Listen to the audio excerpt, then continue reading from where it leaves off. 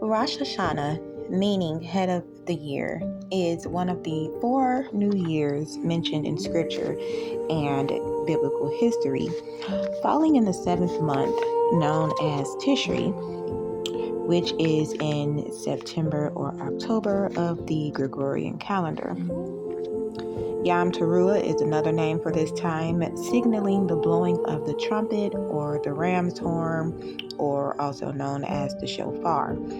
This happens on Mount Moriah, which is where Solomon's temple was built, and the near sacrifice of Isaac by his father Abraham. Some Muslims believe the location is closer to the Kaaba in Mecca.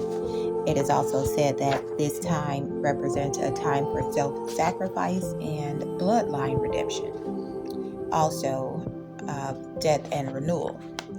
According to Jews, Rosh Hashanah is the beginning of the yearly judgment process, lasting 10 days, coming to a close with the Day of Atonement. The Day of Atonement, which is a spiritual tax time where the people are judged on their actions of the past year, whether good or bad, and is also an order issued to each individual as to whether they will live or die, basically if they will go into the next year.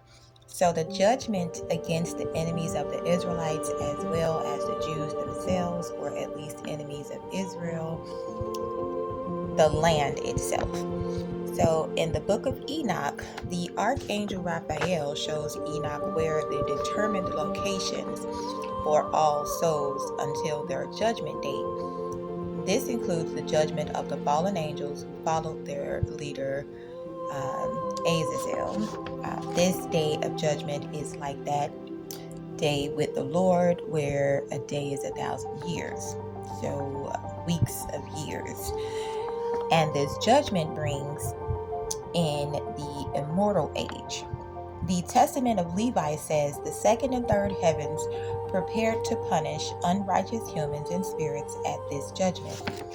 Destruction of the godless, when the great whore and all who sip from her cup will be judged individually based on how they have treated the needy.